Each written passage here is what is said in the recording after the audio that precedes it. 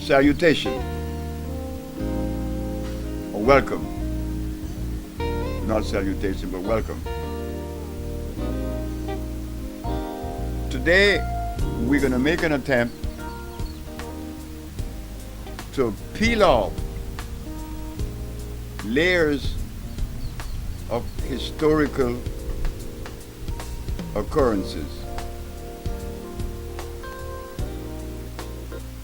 We, as African people or black people, have been told many things by many people about our history. But we ourselves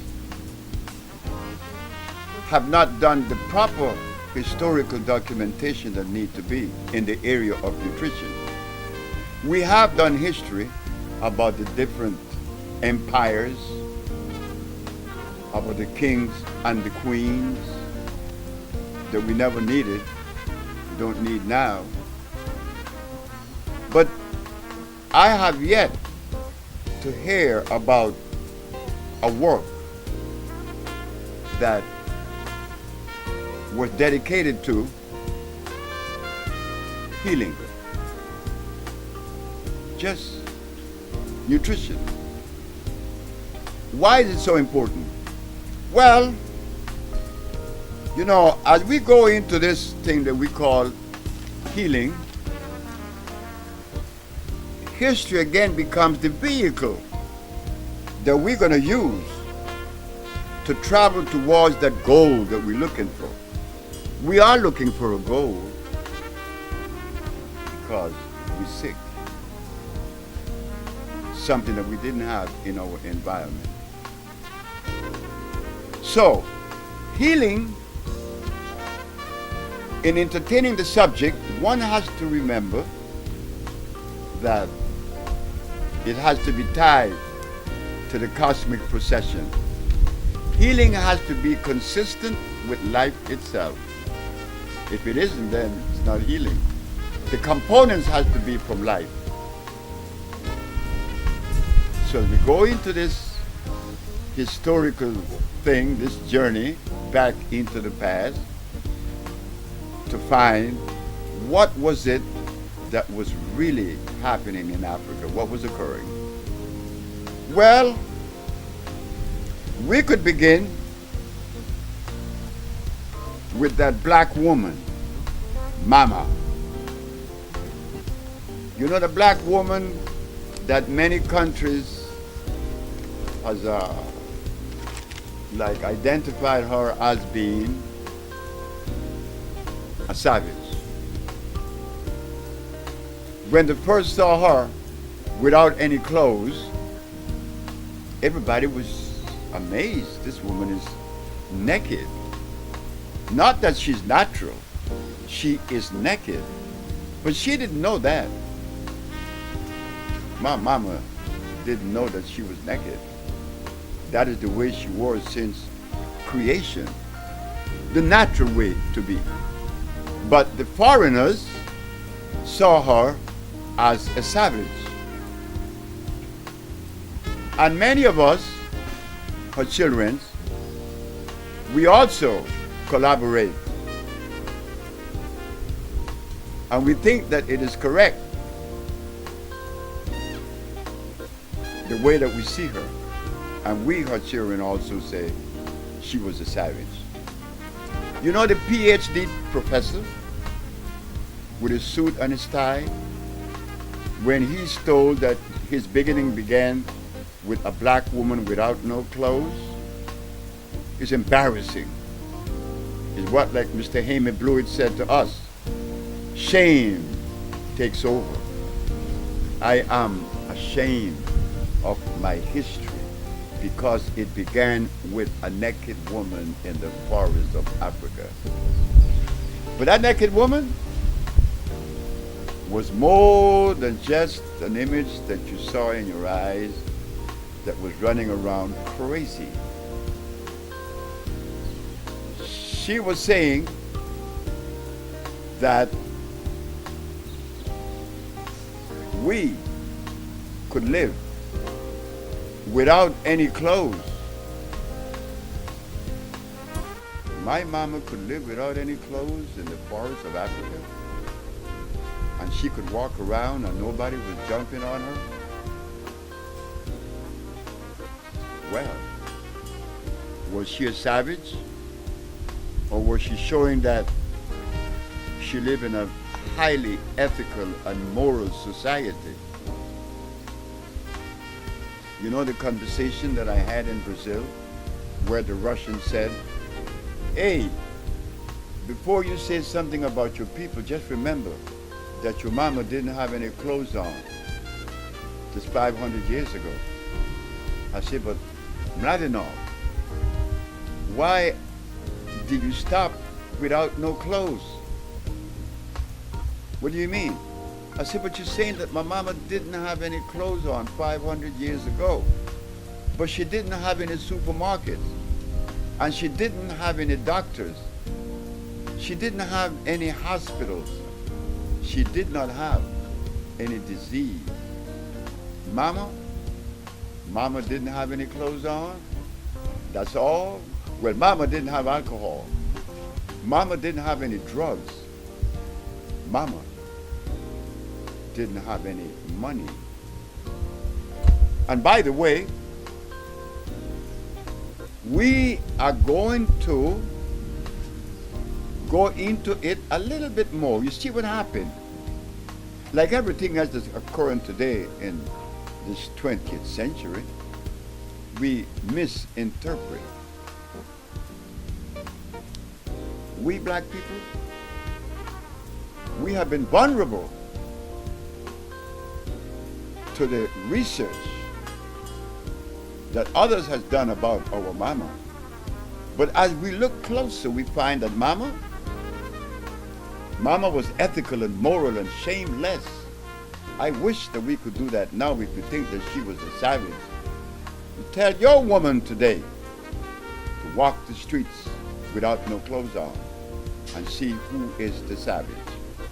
So as we leave that part of mama where she shows that she was highly ethical and that she lived in a very beautiful environment with her brothers and her sisters, now we go into her diet. That's very important because you see, her diet was consistent with her cellular predisposition. Her diet was like the eagle. The eagle doesn't eat the diet of the quetzal bird because the quetzal eats only fruits and seeds, also the lovebird from Africa. But when you go to the eagle, which is a bird, he eats meat. The eagle eats meat. Then we leave that bird, we go to the gorilla and the polar bear, like I like to use.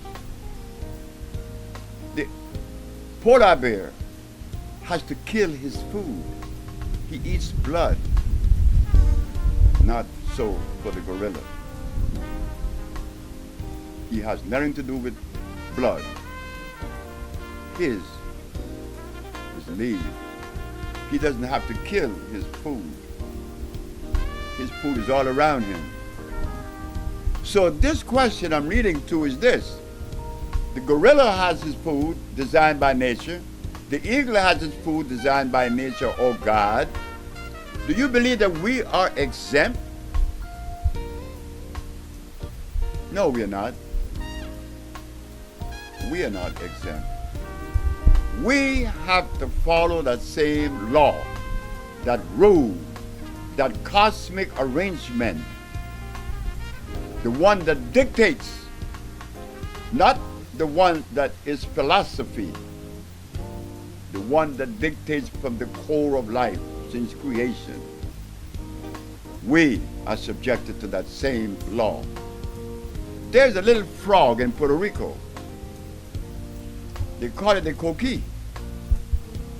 That little frog, if any of you have visited Puerto Rico, you will hear that little frog all night singing, coqui, coqui, coqui. If you move that frog from the island of Puerto Rico and put it 7 kilometers away, Vieques, the frog dies. The frog will die. The frog would no longer sing. We are seeing that this frog is showing us that the frog has to live within that cosmic arrangement to survive, to live at its optimum level of life and expression. Well, are we exempt? Our mother didn't have any rice and beans, hog maws and chitlins. Our mother didn't eat garbage, and she didn't produce garbage. She didn't have ham because she didn't eat meat. Well, this is interesting now, isn't it? Our mother didn't eat meat? No. There were no cows in Africa. They didn't have any hogs or chicken, lamb or goat. Those things aren't African. But there are many Africans today that believe that yams are African. Cassava is African. When an African believes that these things are African or natural, well, it only means that we have to go and do further research. That's all. We have to go and do further research. Something has been derailed. Or we have been derailed. So when you believe that starches, such as yams, was part of your diet, well, that's it. Slavery is back again, or never left. So our mother, living in an alkali environment, didn't eat the things that would bring disease. This is why she showed that she didn't need a hospital. But there's something else about this black woman in the jungles of Africa. She didn't have any serial killers. She didn't have any children that were disobedient. There was no chaos. There was peace. Myself, unlike most of my brothers and sisters who has been to Egypt, and they did research on Ramses and Nefertiti, Cleopatra, I was never interested in Egyptian history. No, never. Maybe just to know that it occurred. Not that I was interested to extrapolate from Egypt any substance that would support and enhance my life. No, Egypt doesn't have any of those components. But I could travel a little bit west from Egypt, and I could go into the jungles of Africa. Yeah, the jungle where my mama lived. In that environment, I could find a plant known as kankansa, which if you are 90 or 100 years of age and you find yourself at a deficit sexually, you only have to take kankansa once and you are renewed again. That you get out the jungles. Then we stay in the jungles. There's another one called Sia. It's a plant that Michael Jackson's son had the opportunity to receive the benefit from. He had a tumor in his frontal lobe, and he sneezed that out in 20 minutes. That herb is another jungle herb. Then we go a little bit now to the south of Guinea, and we find Namibia. Namibia has another plant known as the hoodia. This is a plant that upon ingesting it, You will not eat for days because it is nourishing every cell in your body. Then we go to the Iboga, Cameroon. The great Iboga, the plant that relaxes the body and places the body in a state of bliss. There could be no emotional problem. But those of you that have traveled to Egypt came back with souvenirs. You came back with souvenirs. I didn't come with any souvenirs from the jungle. Came back with a healing. Because somewhere in my little journey on this planet, I heard some things from my parents. I was very obedient. I'm still obedient. My mother and my grandmother, Mama Hay, never had any complaint from the neighbors of the community that Fred did something to offend them. No, I didn't indulge in that. So somewhere in the conversation that my grandmother, Mama Hay, and my mother, Violet, would share with me, I heard something like this: be obedient. To be obedient is a very necessary thing, especially now. When God placed us in the forest of Africa, He placed with us a mandate and a food. That's all we needed. But because today I have been taken away from that natural cosmic arrangement, I need a guru. I need a preacher. I need a leader. That is only showing us we are confused. We need help. We are sick. So in peeling off the layers of history and excavating further, we find that Mama was far from being a savage. She was the one that was in direct compliance with the arrangement of life, and it is because of her that I'm able to be the servant that I am to you. Yes, I enjoy my position. I should enjoy it. I enjoy every position I've occupied. I was a steam engineer. I used to sweep the floors of a commissary.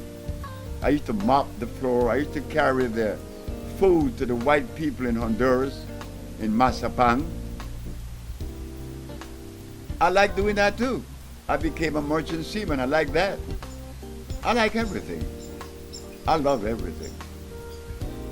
So as a servant to you, I'm only letting you know that the accomplishment that I have been accredited with belongs to that naked woman in the forest of Africa. Yes, I am not asking the black race to take their clothes off. No, which we should do, because it would be the optimum level of expression in living life, because the cells of the body would breathe. Today, we covered up all the cells. This is why when someone takes their clothes off, under that clothes look a little bit more worn out than the face and the arms. Why? They have been deprived of oxygen for maybe 50, 60 years. But Mama didn't have that. Mama didn't tax Daddy.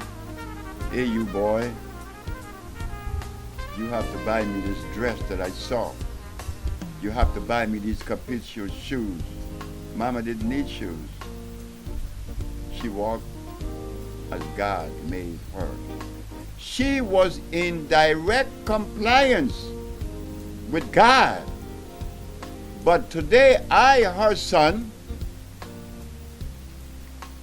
was taken away from her 500 years ago. We no longer live by the dictates of that woman. I eat chicken, I eat hog maws, I eat rice and beans. At the end of that, I find myself at a deficit. I was sick at 30, impotent from 27 to 30, diabetic from 27 until 30, asthmatic from birth. A baby is being born sick. Yes, I'm one of those babies. Born sick. That is against life procession. A sick baby. A baby should be born healthy. But to clear that, to bring it to light, that we could understand, when babies were born healthy, the quality of the sperm that made the babies 500 years ago in the jungles of Africa, that sperm was not impregnated with hog maws, rice and beans and potatoes. That sperm was of a different quality. It was an alkali sperm. That's correct. Why? Because mama and daddy only ate that which was alkali. That's all nature makes. Nature doesn't produce an acid substance. Nature only produces an alkali substance. Going back to mama again, we have to travel to and fro because every time we visit her, we see where, being in the deficit that we are, we're going deeper. We should stop it. This is where Urua comes in.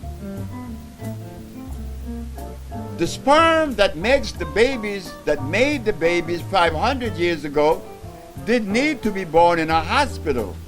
Mama had her babies under a tree. Mama didn't need a doctor.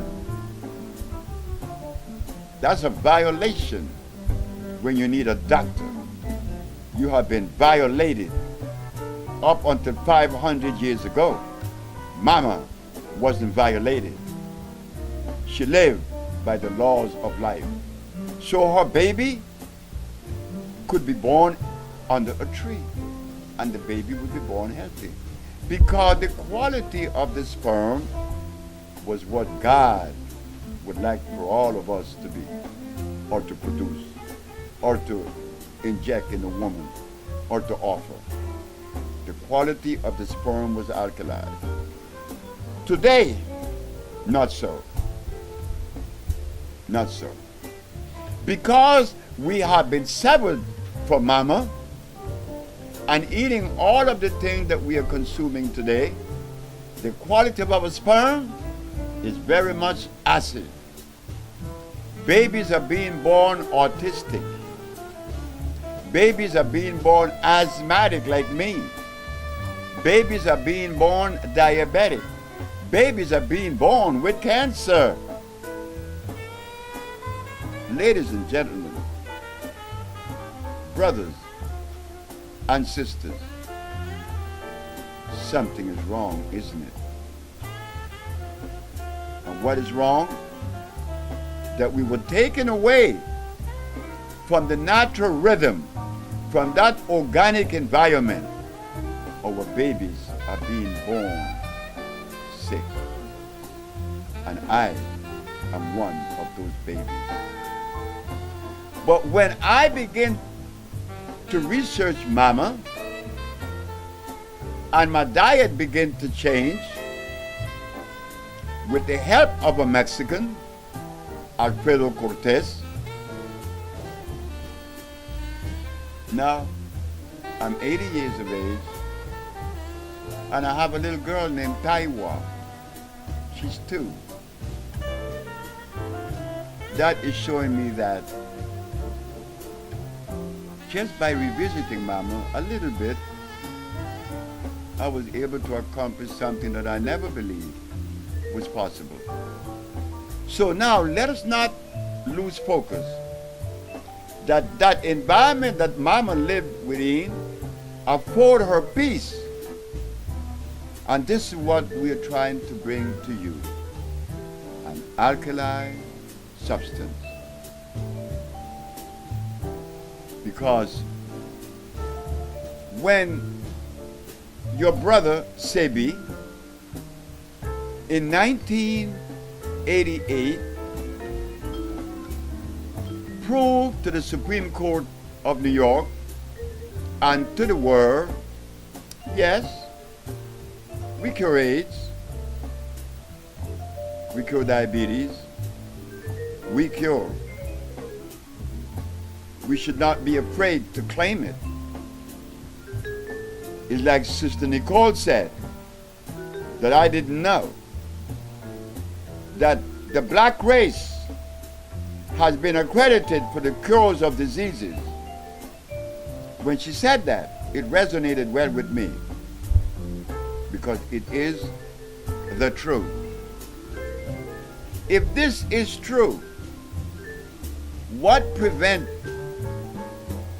our so-called leaders from supporting this entity? We need healing. All of us need healing.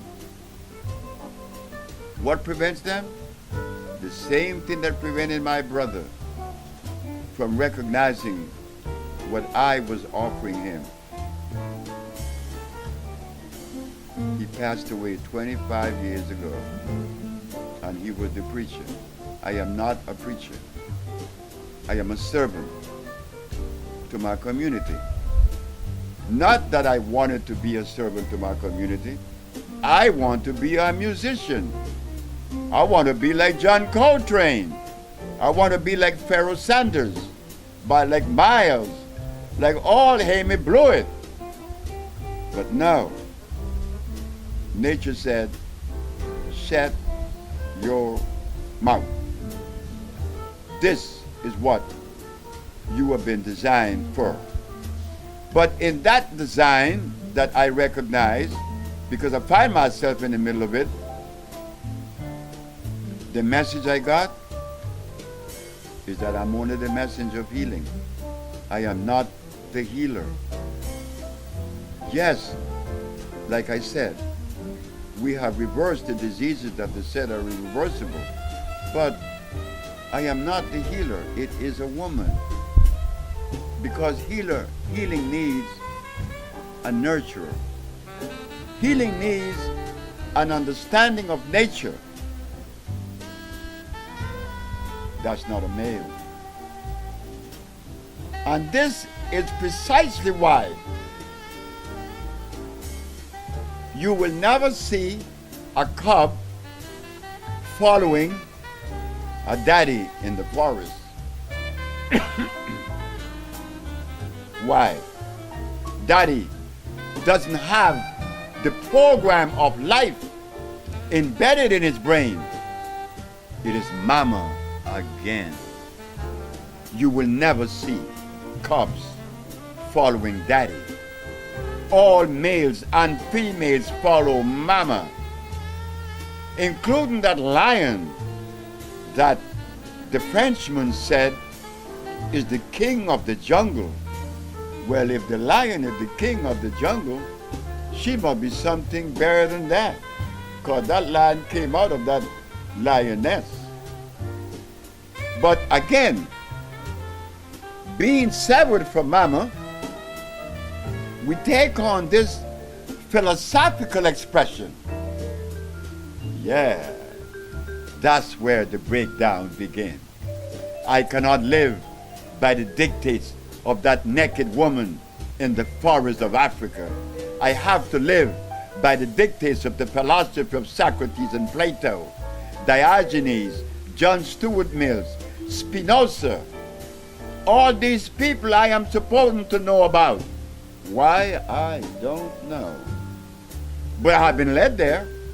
And my friends would use that against me because I haven't done any research in the area of philosophy, because I'm not interested in philosophy then nor now.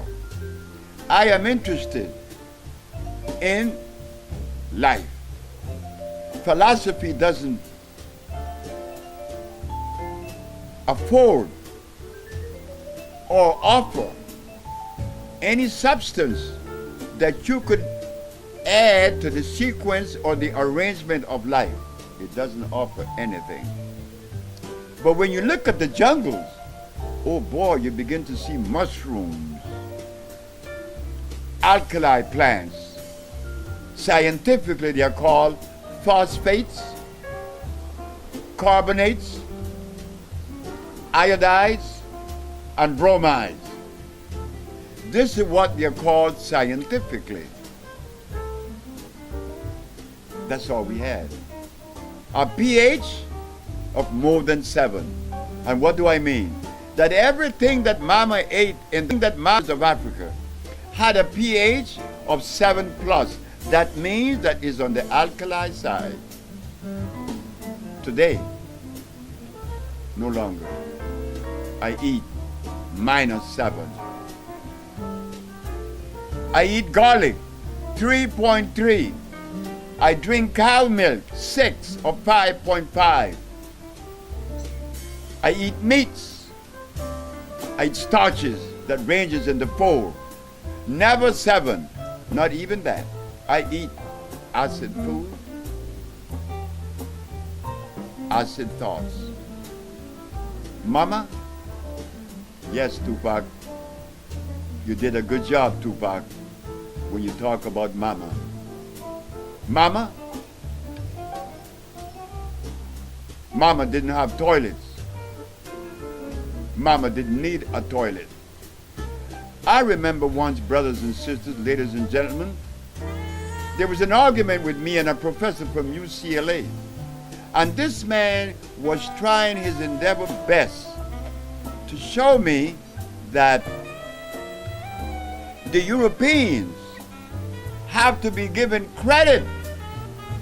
We have to give them credit for inventing the toilet. And I looked at Alfred. I said, I must be very wrong. I must be very, very, very mistaken. Because this man is a professor at UCLA.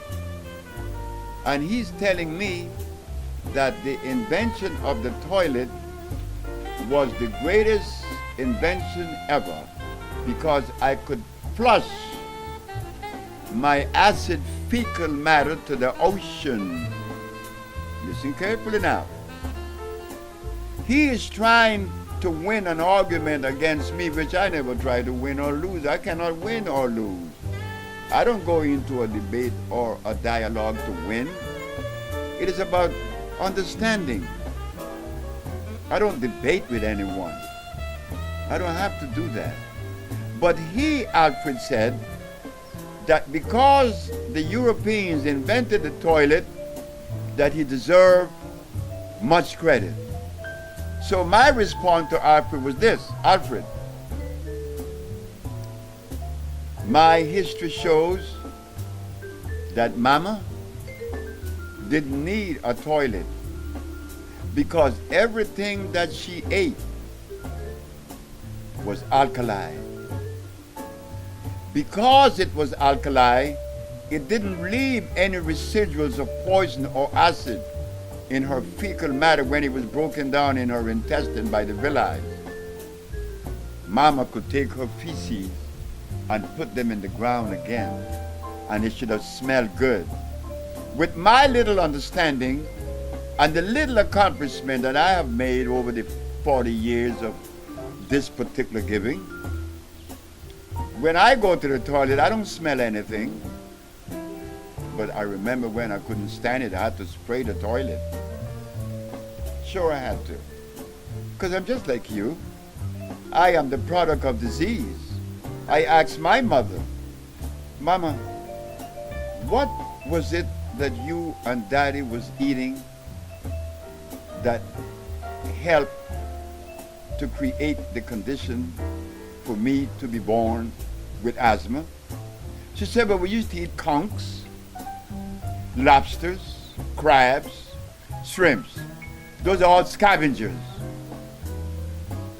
The scavengers, the acid, very acid. My mama and my daddy was eating crabs, shrimps, and conchs and lobsters, and they eat pork meat. So here they are. They were eating the scavenger. What category we should place mama and daddy? If they were eating the scavenger, they are worse than the scavenger, and I am the result of that diet. And then you tell me that I'm cool? Come on now. Let's be cool. You know I'm sick. You know I have to be sick. I'm lucky that I have a child born to me at 78. I'm 80 now, the child is 2.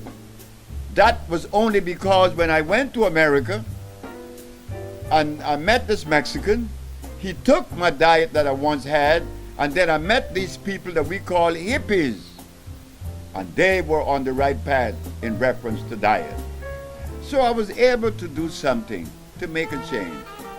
So now, I could smile when I used to cry.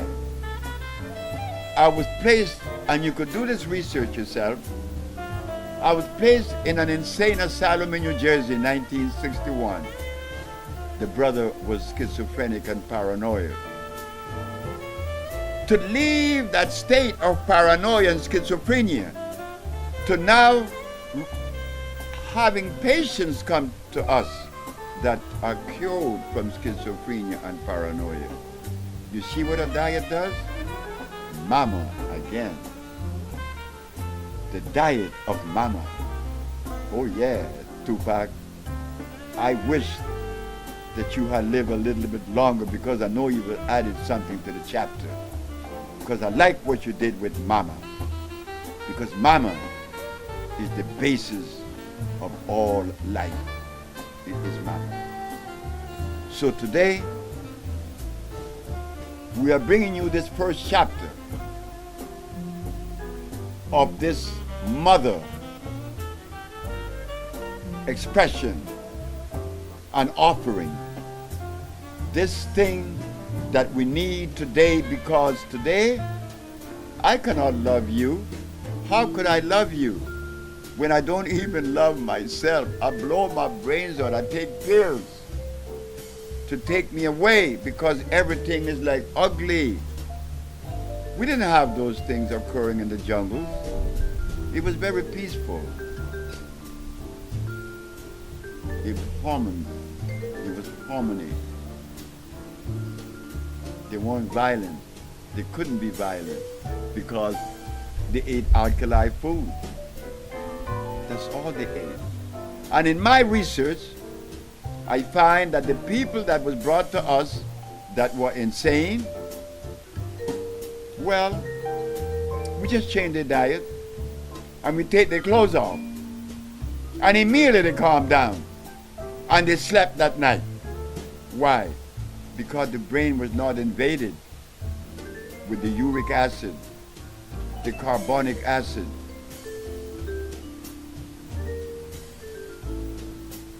No, mama did not have that in her diet.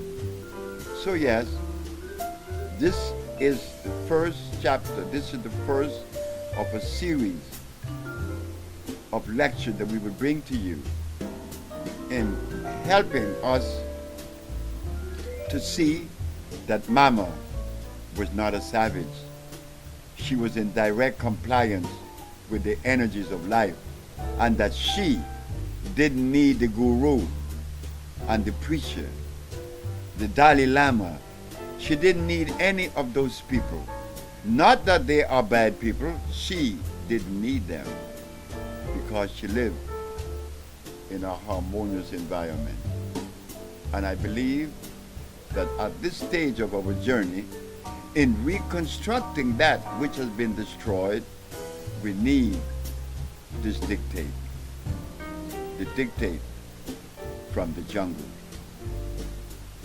Thank you very much. Your brother, Sebi.